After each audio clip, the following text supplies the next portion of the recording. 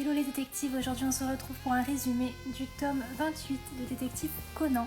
À la fin du tome 27, nous nous étions quittés sur une enquête dans laquelle Mizuhiko et Ai se cachaient dans une forêt car un chasseur voulait les tuer. Mais en fait il s'avère que ce chasseur ne voulait pas tuer Ai et Mizuhiko, ce qu'il voulait faire c'était protéger l'ours qui vit dans cette forêt. Ensuite nous avons une deuxième enquête dans laquelle une très belle femme vient voir Kogoro Mori et lui indique qu'elle souhaite retrouver un de ses amis d'enfance qu'elle avait au collège, puisque cet ami d'enfance possède une photo d'elle qu'elle voudrait récupérer. Alors Kogoro, Ran et elle, et Conan bien sûr, retrouvent ce monsieur et ce monsieur est retrouvé mort chez lui. Et en fait à la fin du chapitre, on apprend que cette très belle femme est en réalité la mère d'Eiji.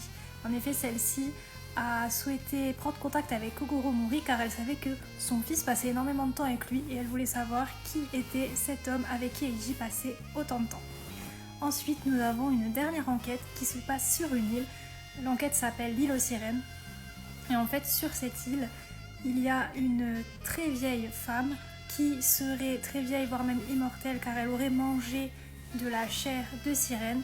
Et il y a toute une cérémonie, un culte et du tourisme en lien avec les sirènes sur cette île. Et tous les ans, il y a une grande cérémonie lors de laquelle une personne se voit recevoir une flèche autour de laquelle sont entourés des cheveux de cette dame.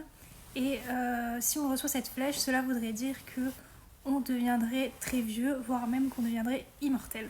Et durant toute cette enquête, il va y avoir plusieurs meurtres en lien avec ces fameuses flèches distribuées depuis plusieurs années.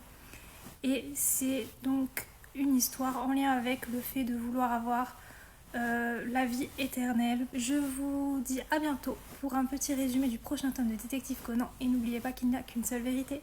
Ciao!